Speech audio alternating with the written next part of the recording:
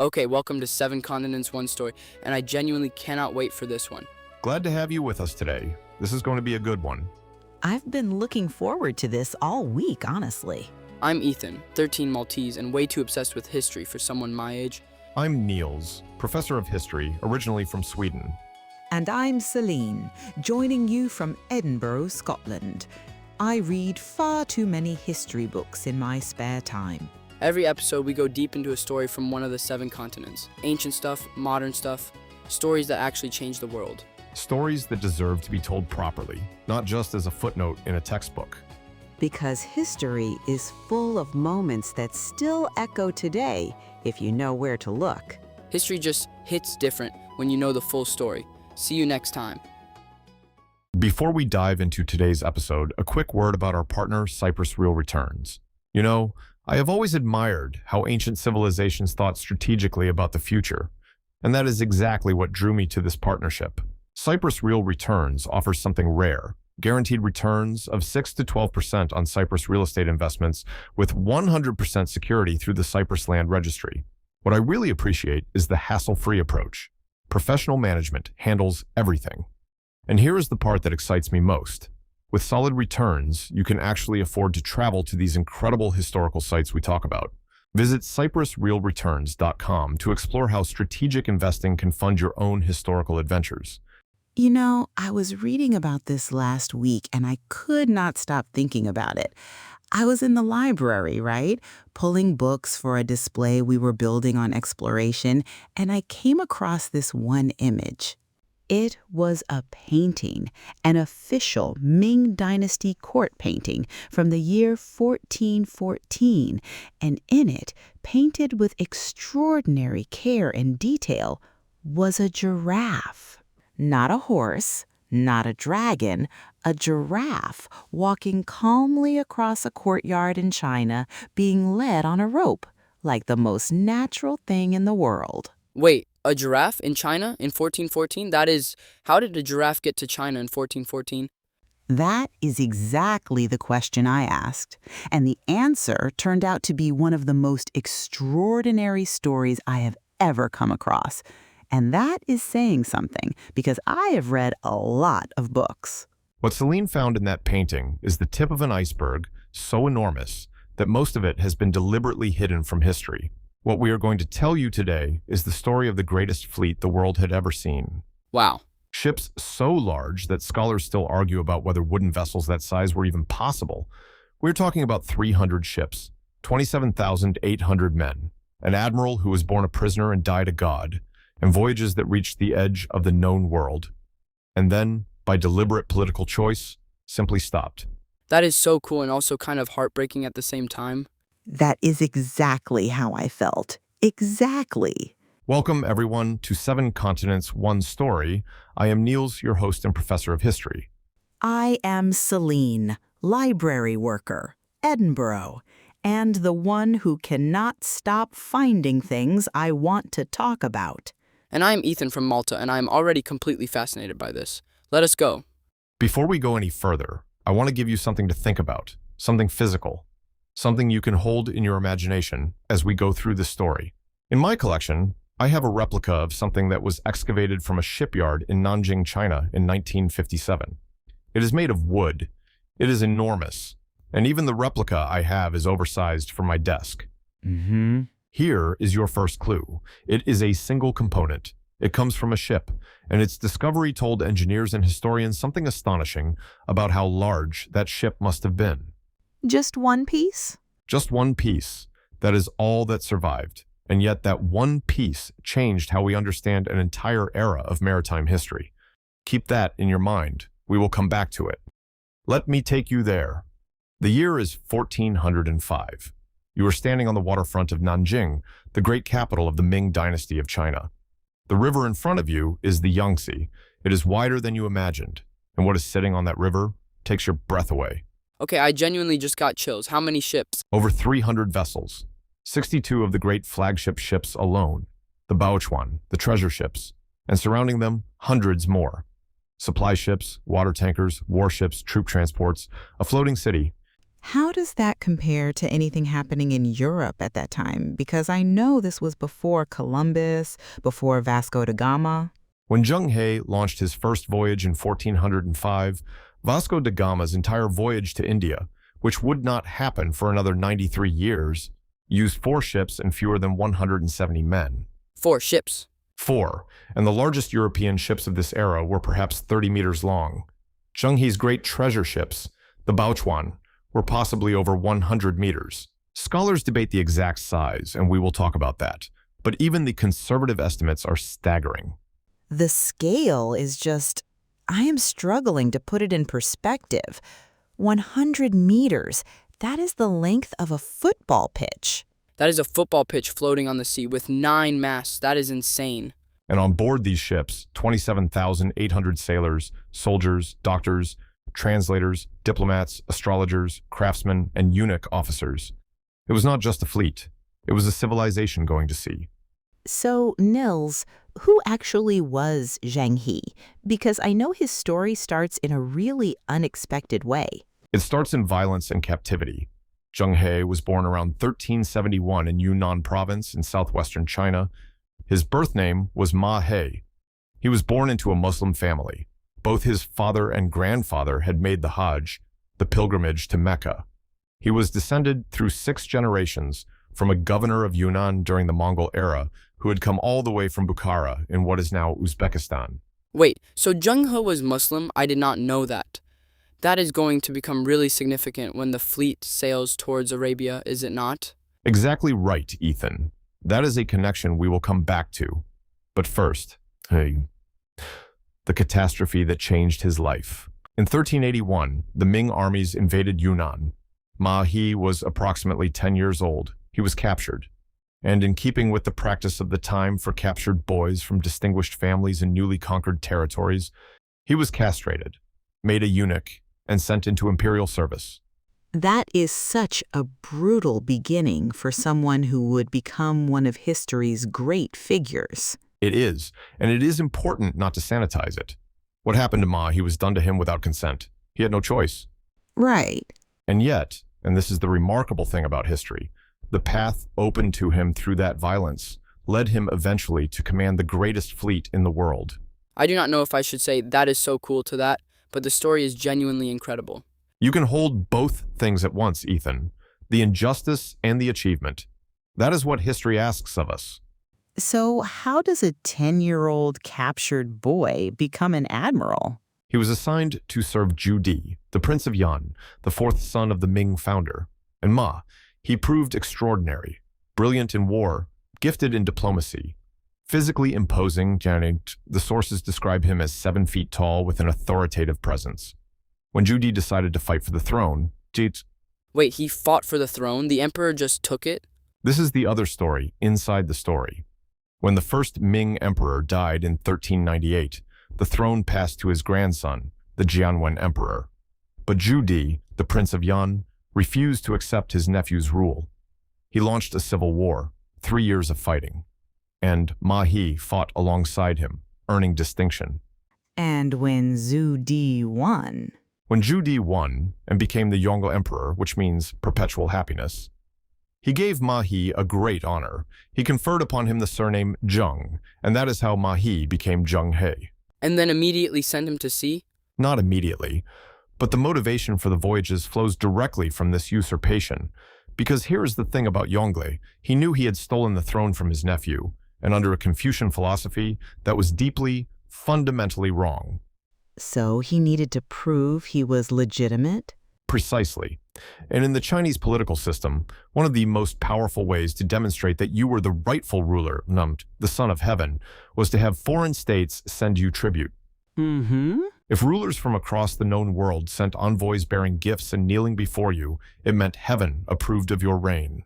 So the Voyages were partly a very elaborate political statement. They were. An enormously expensive, staggeringly ambitious political statement. And there may have been another motive. Some historians believe the earlier voyages were also looking for the disappeared Jianwen Emperor, Yongle's deposed nephew, who may have survived the palace fire and fled overseas. That is like a real-life spy thriller. A fleet of 300 ships sent to find one person. When you put it that way, Speaking of what was left behind, let me give you your second clue about our mystery object. The shipyard where this was found, the Longjiang Shipyard in Nanjing, is where the treasure ships were actually built. The object is wood. It is 11 meters long. That is roughly the height of a 3-story building, lying on its side. 11 meters is just one component? One component. And when naval engineers and architects analyzed it, calculated the physics, the proportions, the structural requirements, they determined that this component belonged to a ship approximately 130 to 150 meters long. That is enormous for 1405. For a wooden-hulled vessel in the early 15th century, almost impossibly large. Think about what had to go wrong or right for this single piece to survive, while almost everything else was deliberately destroyed. We will come back to that too. Let us actually sail. First voyage, 1405. Where did they go? The fleet set out south through the South China Sea, Vietnam, Thailand, the rising trading city of Malacca on the tip of the Malay Peninsula, then across the Strait of Malacca to Sumatra, and then the long crossing of the Indian Ocean to the great trading hub of Calicut, modern Kozhikode, on the Malabar coast of India. Was this the first time Chinese ships had been to India? No. Chinese merchants and ships had been operating in the Indian Ocean for centuries before Zheng He. What was new was the scale, the official backing, and the explicit political purpose, and also what happened in Ceylon, modern Sri Lanka, on this first voyage. What happened there? The local king, Alagonakara, was hostile. He attempted to ambush the fleet's shore party. He underestimated who he was dealing with. What did they do? Zheng He counterattacked. He captured the king, brought him back to Nanjing in chains, and presented him to the Yongle Emperor, who received him, lectured him on proper tributary behavior, and then, generously, sent him home. That is a very Ming Dynasty way of handling a diplomatic incident. It sends a message. We are 300 ships and 27,000 men. We can be your best friend or your worst problem. Choose. I want to know, how did Japan react to all of this? Because this is China projecting massive naval power right in Asia. Japan is not far away. Were they paying tribute? Were they worried? Excellent question. Japan had been brought into the tributary system under the Yongle Emperor. The Ashikaga shogunate participated in Ming trade relationships. But Japan was never a primary destination for the treasure fleets. The voyages pushed west and south into the Indian Ocean world. So Japan was kind of watching from a distance? Watching, trading through official tribute missions, and carefully managing their relationship with a very powerful neighbor. The Japanese were diplomatically sophisticated. They knew how to play the tributary game well enough to get the trade benefits without full submission. And meanwhile, Zheng He is heading further and further west. Let me take you somewhere remarkable. The fourth voyage, 1413 to 1415. The fleet has already done extraordinary things. 3 previous voyages, thousands of kilometers, dozens of ports. But on this fourth expedition, something changes. Zheng He sends a detached squadron, a separate group of ships under the unit commander Hong Bao, to push even further west, past India, past Arabia, down the coast of East Africa. How far down East Africa? Mogadishu in modern Somalia, Malindi in modern Kenya, possibly as far south as Zanzibar and Kilwa in modern Tanzania. These were cities of real sophistication, international trading hubs. Their elite classes collected Chinese porcelain as status symbols and had been doing so via Arab intermediaries for generations. But to actually see a Chinese fleet, hundreds of ships on the horizon, that was something else entirely. The people of Malindi must have been astonished. Actually, the Swahili rulers were very experienced diplomats. They understood exactly what was happening, and they responded with great shrewdness. The giraffe. The giraffe. This is the bit I cannot get over. Tell them about the giraffe. The ruler of Malindi sent a giraffe to China as tribute, as a diplomatic gift, a living giraffe transported across the Indian Ocean on a treasure ship. Imagine being a sailor, already weeks at sea, and having to keep a giraffe alive on board. Who feeds the giraffe? Who cleans up after the giraffe? There is something incredibly human about that image. When the giraffe arrived at the imperial court in Nanjing in 1414, the reaction was extraordinary. The court scholars looked at this tall, graceful, gently patterned creature, and they said, "This is a qilin." A what? A qilin. In Chinese mythology, the qilin is a sacred creature, partly a deer, partly a dragon.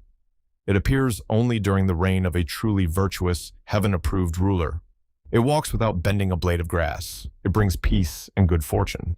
And the scholars looked at a giraffe and decided it matched the description closely enough. Close enough was sufficient. The political meaning was unmistakable. Yongle had usurped the throne. He needed heaven's approval.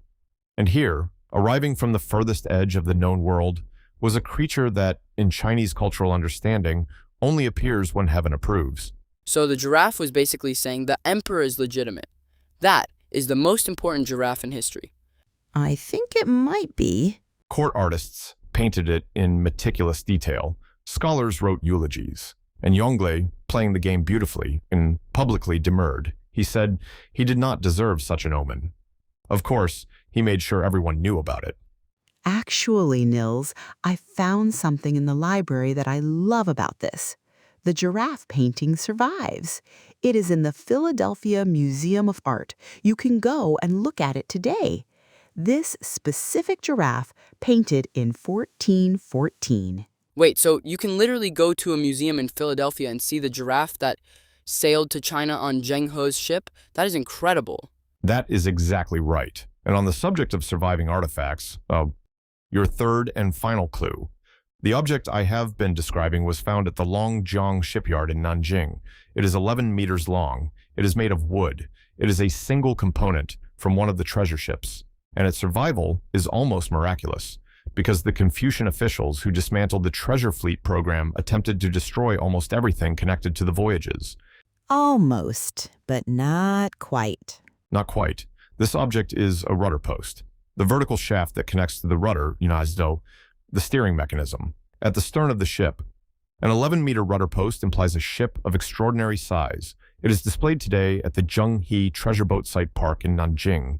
So the ship was so big that just the steering post was the height of a 3-story building? Just the steering post. I have held a replica piece, scaled down to fit on a desk, and even holding the model, knowing what it represents. Knowing that in 1405, while Europe was still navigating by coast and prayer, someone in China was building ships of this scale. It gets to me. Every time. What happened to the ships themselves? They rotted in their harbors, or were deliberately burned, while the rudder post lay buried in the mud of the Longjiang Shipyard for 500 years, until a digger hit it in 1957. That is actually really sad. So across all 7 voyages, where did Zheng He actually go? 37 countries. The fleet visited places across the whole maritime arc from southern China to the Swahili coast of East Africa, Vietnam, Thailand, Malacca, Java, Sumatra, Ceylon, Calicut, Hormuz at the mouth of the Persian Gulf, Aden in modern Yemen, Mogadishu, Malindi. The fleet reached the Red Sea and approached Mecca. It is almost certain that Zheng He himself, as a Muslim, felt profound spiritual significance in sailing these waters. What did they bring back? Everything. Spices, pepper, cloves, cinnamon, precious stones, ivory and ebony from East Africa, medicinal plants, and more exotic animals than you can imagine. Giraffes, obviously, but also lions, leopards, ostriches, zebras. The imperial court must have looked like the most extraordinary zoo in the world.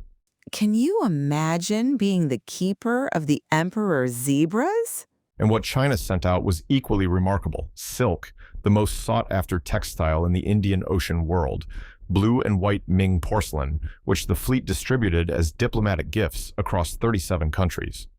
And the fleet brought back enough cobalt oxide from Persia that the great porcelain factories at Jingdezhen had sufficient cobalt to make their famous blue and white ware for decades afterward. So Ming porcelain, the kind you see in museums everywhere, was partly made with material brought back on Zheng He's ships. Exactly. That is a direct material connection between the voyages and objects you can see in museums around the world today. I want to ask about what happened at the end, because this is the part of the story that, honestly, I find the hardest to process. These extraordinary voyages, and then they just stopped. They stopped. And the way they stopped is one of the history's most important political stories. Was it money? Did they run out of money? Partly, the voyages were expensive, enormously so, but the real opposition was ideological. The Confucian scholar officials who dominated the imperial bureaucracy had always distrusted the treasure fleet program.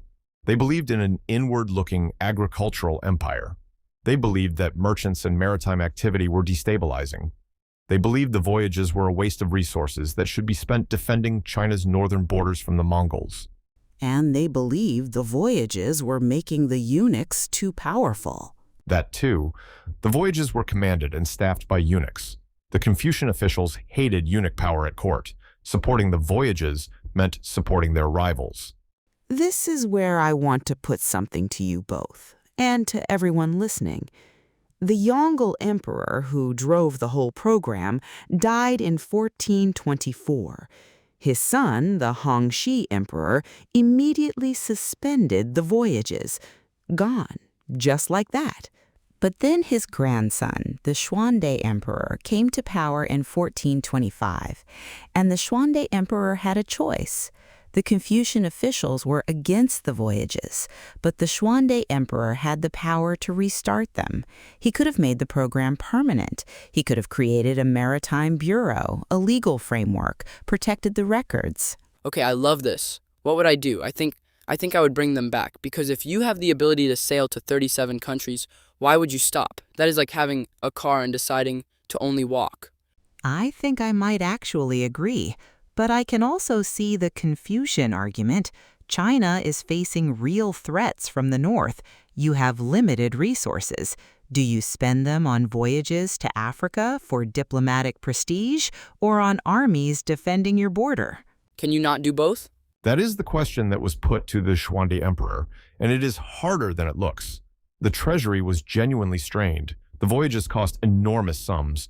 The northern border threats were real, and the Confucian officials had real institutional power. I think I would have tried to find a middle path, not the enormous treasure fleets of Yongli's era, which were almost performatively vast, but smaller, more sustainable expeditions, a maritime academy, permanent routes. I would have tried to institutionalize it. So that even if the political will changed, the infrastructure would survive. Exactly. Because the real tragedy is not that the Xuande Emperor decided to allow one final voyage and then let it end. The real tragedy is that no one protected the records. Here is what the Xuande Emperor actually decided. He allowed one final voyage, the 7th. Zheng He was in his 60s in poor health, but he accepted the command. The fleet sailed in January 1431. Zheng He died on that voyage. In the spring of 1433, at Calicut, the same city where the first voyage had made its name 28 years earlier, he was buried at sea. There is something almost poetic about that. His deputy, Wang Jinghong, brought the fleet home, and after that, silence. No more voyages were authorized. The ships sat in harbor. The Xuande Emperor died in 1435. His successors showed no interest. The Confucian officials dismantled the program piece by piece. And the records? The records disappeared, possibly hidden, possibly destroyed. A court official named Liu Daxia is traditionally blamed for burning Zheng He's charts and sailing logs. He reportedly called the voyages wasteful expeditions.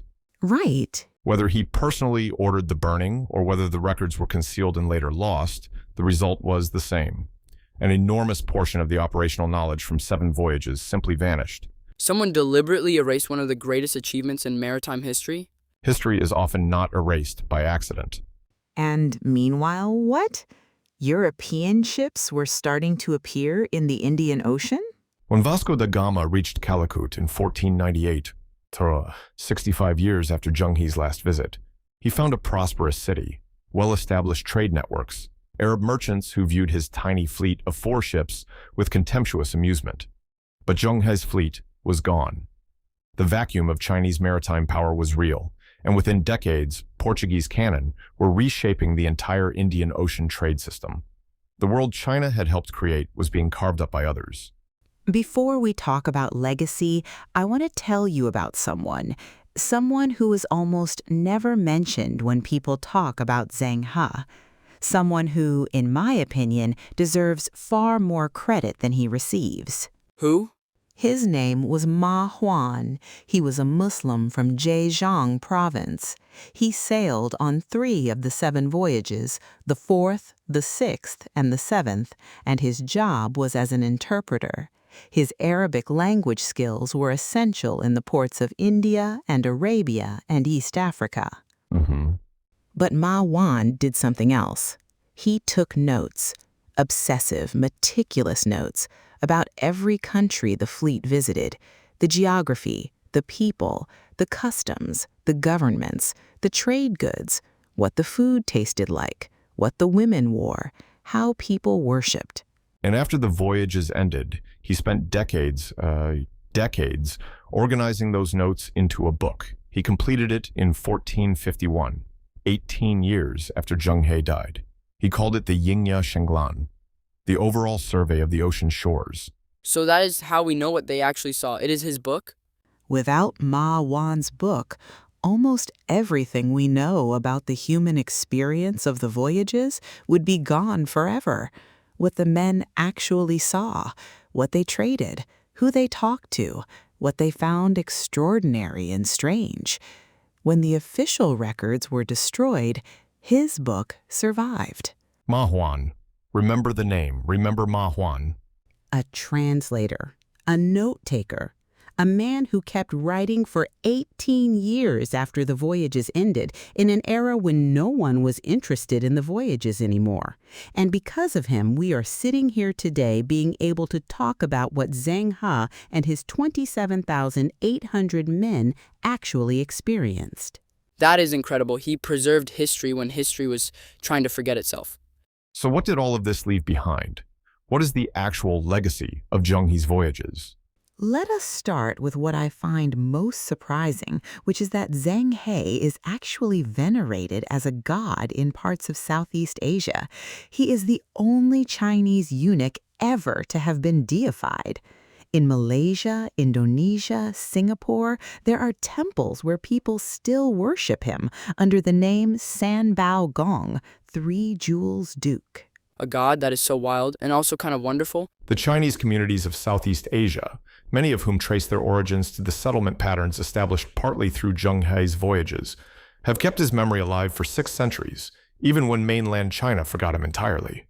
There were Chinese communities in Malacca and parts of Java that Zheng He helped establish or protect.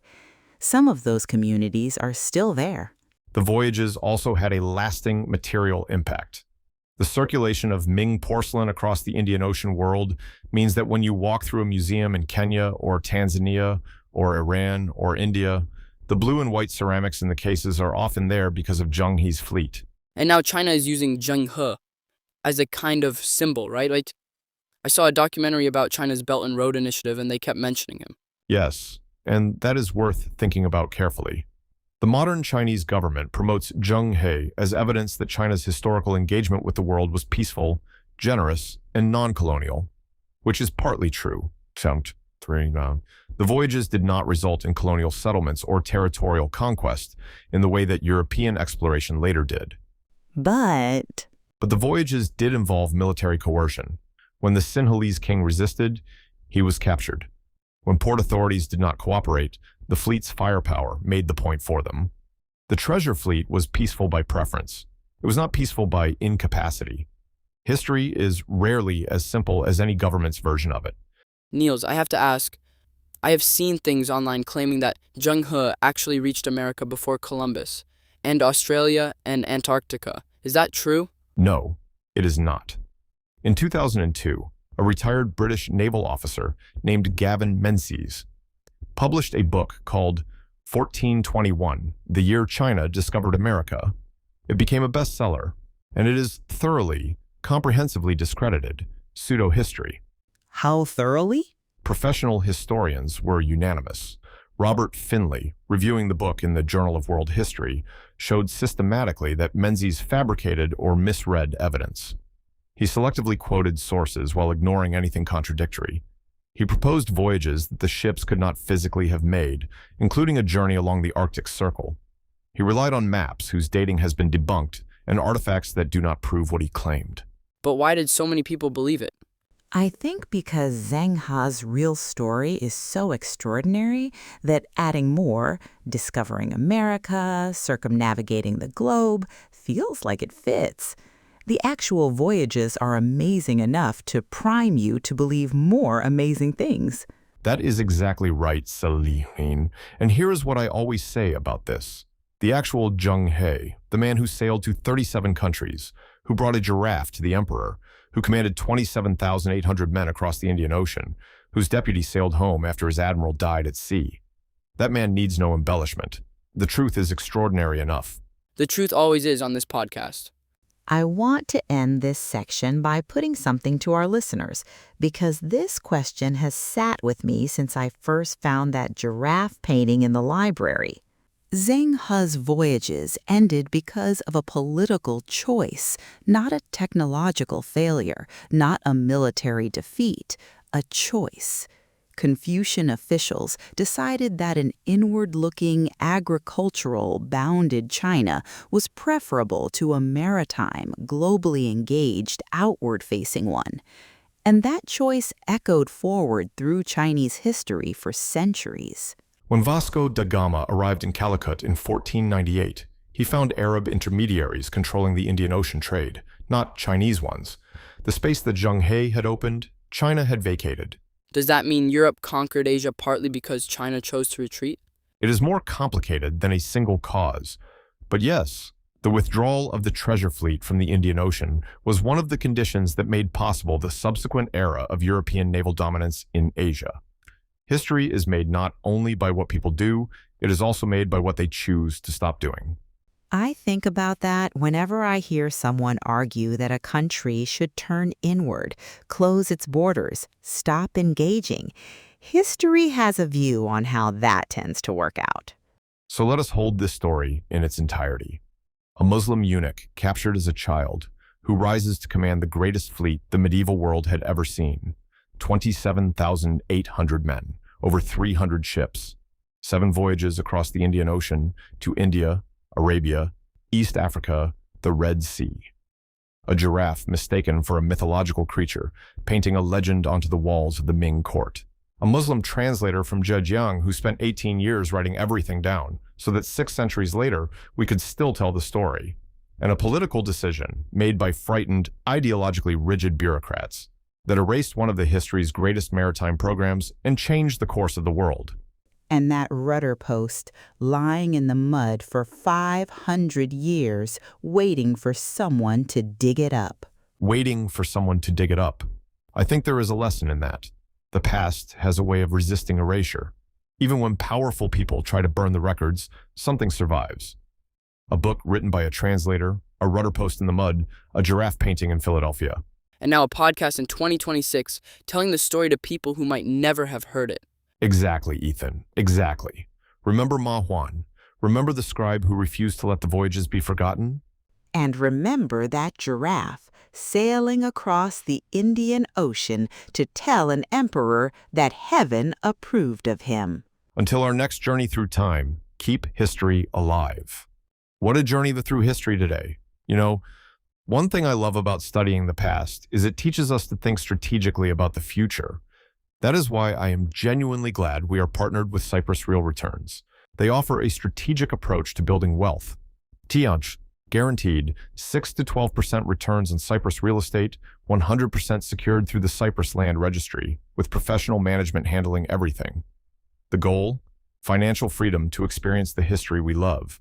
With Cyprus tourism booming and property values growing nearly 8% annually, it is an opportunity worth exploring. Visit CYPRUSREALRETURNS.com to learn more.